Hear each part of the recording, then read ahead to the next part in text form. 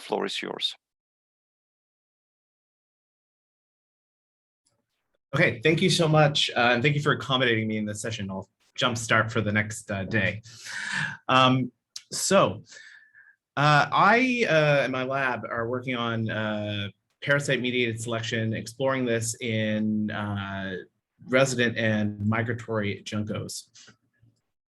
So as we know, specifically in a lot of these sessions here, that birds can encounter many diseases. Their overall mobility allows them to encounter novel environments and also therefore novel pathogens. And one of particular interest is avian malaria. And there's tons of different lineages. There's widespread distribution of these throughout most of the world. So given that birds are encountering all these parasites, we're going to expect some parasite-mediated selection acting on immune genes. And one of particular interest in the adaptive immune system is the major histocompatibility complex.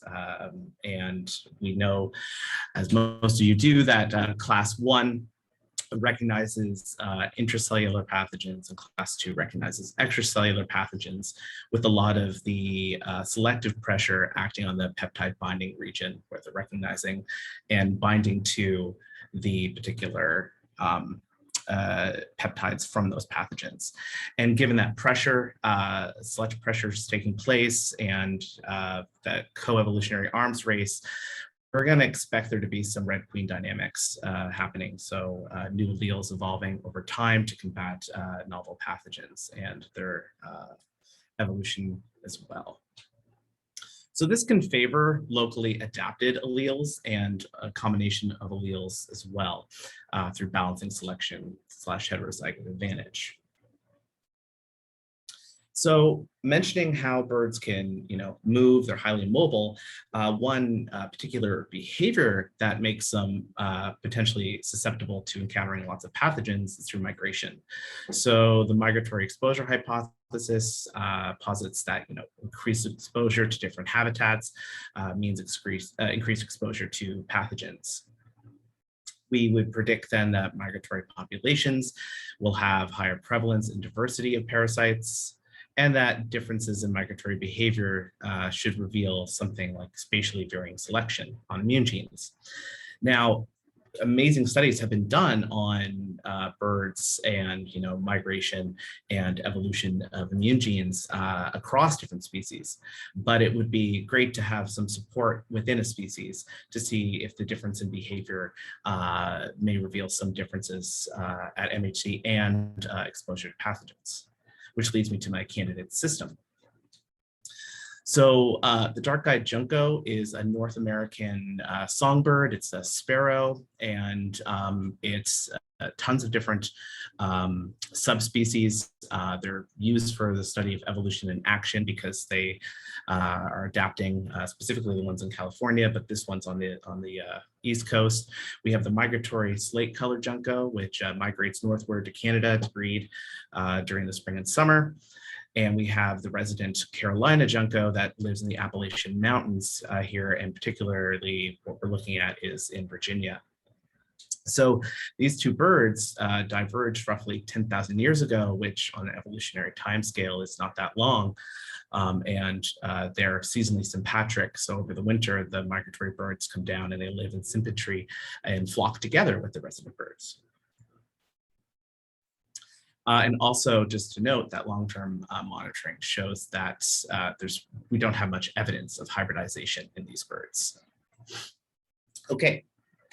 So our hypotheses on MHC diversity and selection, we expect then, because the migratory birds are being exposed to more environments of potential novel pathogens, that we would see an increase in individual diversity at MHC for migratory juncos, and we would see an increase in selection acting on MHC in these migratory juncos as well. And therefore, we would expect perhaps more locally adapted or locally typical alleles to take place in the resident juncos, and potential genetic structure that will happen between the migratory and the resident juncos. In terms of the disease the malaria, the Hemospherian diversity, we would expect the migratory juncos to have an increase in different lineages than the resident ones, because they are traveling through multiple habitats, and also an increase in overall individuals that are migratory that were infected versus the residents. So that leads to the molecular work. To characterize MHC, we did it with the high throughput sequencing on the aluminum myseq. We weren't able to get the entire putative fragment for exon 3 for class 1 due to primer issues, but we did for exon 2 for class 2. And we characterized and assigned the alleles using AmpliSAS and performed selection analysis in DataMonkey. So it's not happening here. Okay, for the Hemospherians, using nested PCR protocol and Sanger sequencing and assembling the reads in Genius and doing phylogeny in MegaX, we were able to take a look at what's happening on the parasite side of things. All right, site selection. So class 1, we were only able to characterize 13 amino acid alleles between the migratory and resident juncos. And this could be because we did not get the complete exon, and we have these 5 putative sites of positive selection that were identified in previous work for Passerine MHC1. We had one site, site 48 out of 90, that were under positive selection, and 14 sites were under purifying selection. So class 2, 84 amino acid alleles were characterized, and for both subspecies combined, there were 17 alleles under, or 17, sorry, sites under positive selection and 5 sites under purifying. For migratory, just alone, they had their own unique 5 positive and 5 purifying, and residents had only 2 positive and 2 purifying. And just to show the difference between selection, or just to show you that actually the amplitude of the selection that takes place in class 2, we had 1 site for class 1, but class 2, looking at DN minus DS, you can see a lot of directions happening there at each site. So for overall diversity, so individual residents seem to have more alleles at class 1. And this is completely not supported the hypothesis we have.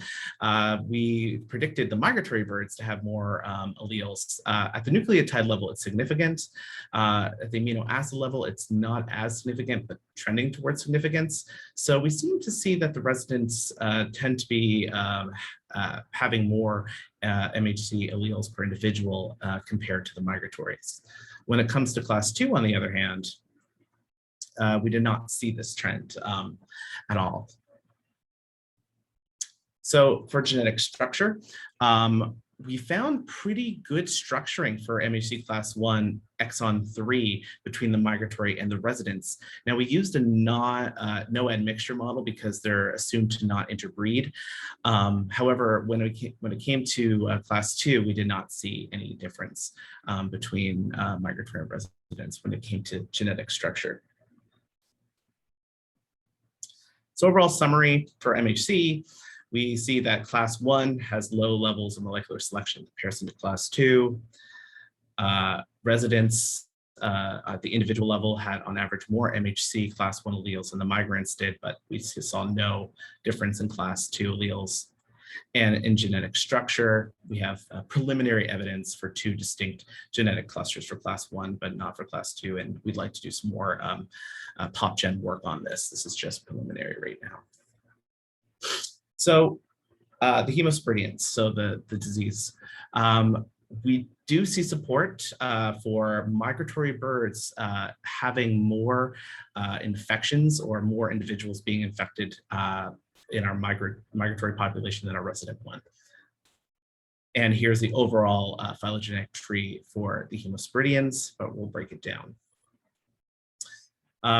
In the Plasmodium lineages, we see some actual species specifications, or perhaps ones that are specifying for different residents versus migratory. So circumflexum seems to be centered around the migratories, and Cathomirium seems to be specialized for the residents for this particular studies, and as is homopolaire for the migrants as well.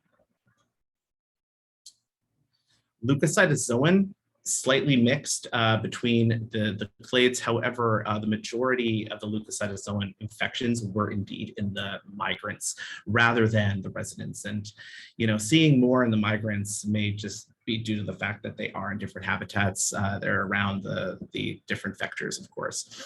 And Hemoproteus is not a very commonly detected malaria for these particular birds, but we did have 2 and 2 there. So in summary for Hemospherians, we have a higher malaria prevalence in the migratory subspecies, particularly lots of leukocytozoans, which is consistent with our migratory exposure hypothesis. Or the migratory exposure hypothesis.